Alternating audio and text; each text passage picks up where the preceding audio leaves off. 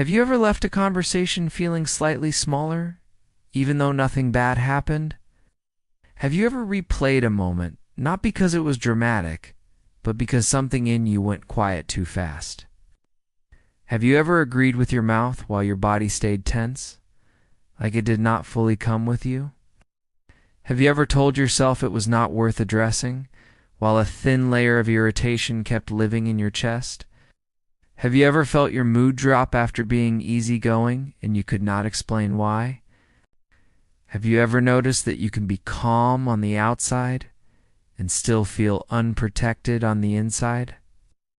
Have you ever wondered if you were actually okay or just skilled at adjusting? Weak boundaries rarely announce themselves as weakness. They often hide inside traits people praise, like being understanding, patient, low maintenance, and emotionally aware. Many people with weak boundaries are highly perceptive and they notice everything. The issue is not a lack of limits. The issue is that limits get negotiated away internally before anyone else even notices there was a line. These patterns are not a diagnosis and not a moral failure. They're signals, the kind that show up as fatigue, resentment, confusion, and quiet self-distance. Here are 10 patterns that can reveal your boundaries are thinner than you realized. 1. Explaining yourself long after you have decided. You make a decision, then you keep adding reasons as if your decision is not allowed to stand alone. The explanation becomes longer than the boundary.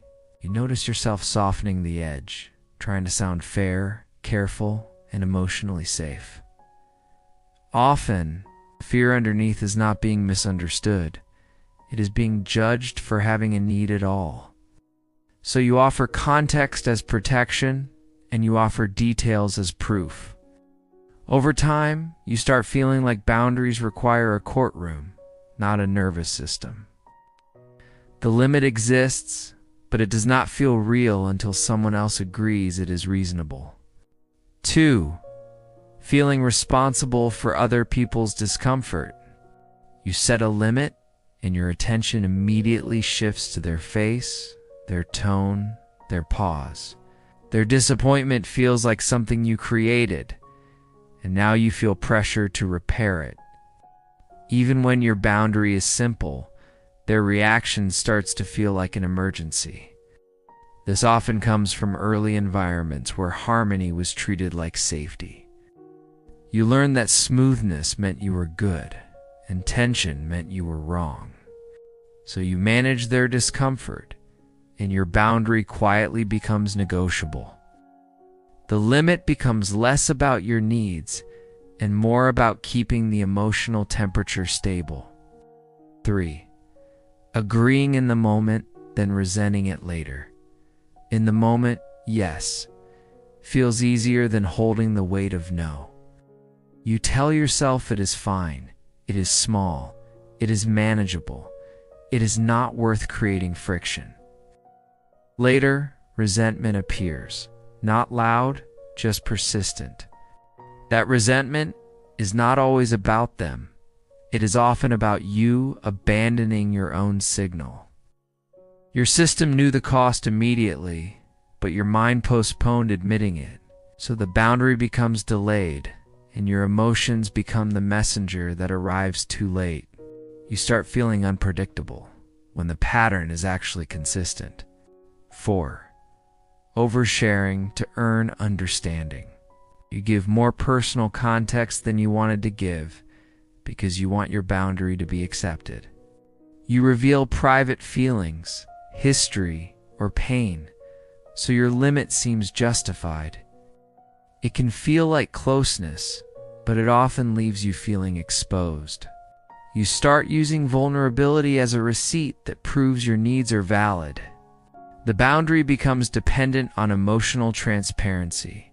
When the other person still does not understand, the exposure feels pointless and even humiliating.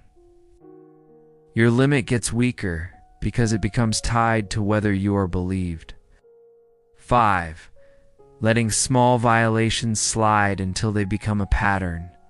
A comment lands wrong, a joke crosses a line, a request assumes your availability. Each moment feels too small to name, so you swallow it. You tell yourself you are mature, flexible, not sensitive, not difficult. But the real pattern is self-dismissal, repeated until it feels normal. Every time you ignore your own signal, your system learns that the line is not important. The boundary does not break in one moment. It erodes through quiet tolerance that slowly becomes your baseline. 6. Confusing empathy with self-erasure. You understand people quickly, and you can explain their behavior better than they can. That insight becomes a reason to tolerate what hurts you. You tell yourself that because you see their stress, their trauma, or their limitations, you should accommodate. Empathy turns into a one-way flow that rarely returns to you. Your emotional intelligence becomes a tool for staying too long and accepting too much. You remain compassionate, but you become less present inside your own experience. The boundary weakens because understanding replaces protection. 7. Waiting until you are overwhelmed to speak. You feel the early signals, but you keep them contained. You wait, hoping it resolves itself, or hoping you will stop caring. By the time you speak, the pressure has built, and your voice carries weight you did not intend. Afterward, guilt shows up, and you tell yourself you should have stayed quiet. This reinforces the belief that speaking creates harm. What changed was not the truth, it was the timing. A boundary that could have been gentle becomes heavy because it was delayed too long. 8. Adjusting your needs to match the room. You scan the environment and sense what is allowed, welcomed, or tolerated. Without thinking, you shape yourself to fit it. You become smaller around strong personalities and easier around emotionally demanding people. It can look like social skill, and it can feel like survival. Over time, it creates internal confusion. Your needs start feeling situational, like they belong to the room, not to you. The boundary thins because your center keeps relocating. 9. Feeling guilty for wanting space. You want rest, distance, or privacy, and guilt arrives immediately. You feel like space must be earned or explained or justified by exhaustion. Availability starts feeling like the proof that you care, so you stay reachable longer than you can sustain. Then withdrawal happens, not as a preference, but as a crash. This creates a cycle of overextension and disappearance. The boundary stays weak because your needs are treated like disruptions. 10. Measuring your limits by other people's reactions. You decide if a boundary was okay based on whether the other person accepts it.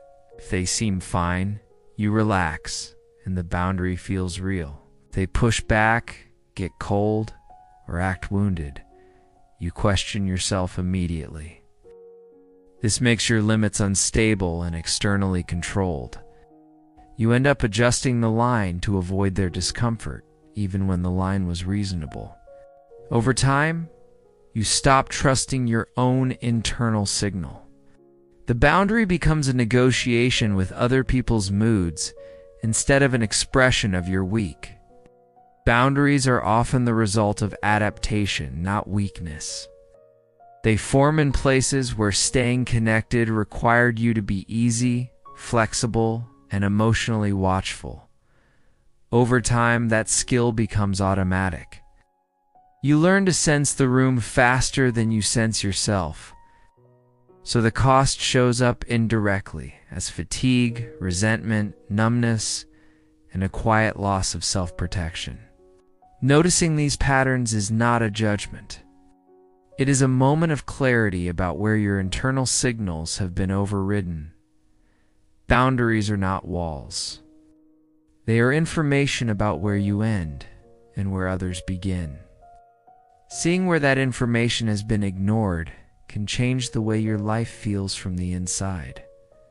Some limits were crossed quietly without conflict. Some were never spoken, only felt. Noticing them changes the internal landscape. Thank you for being here and staying with this reflection.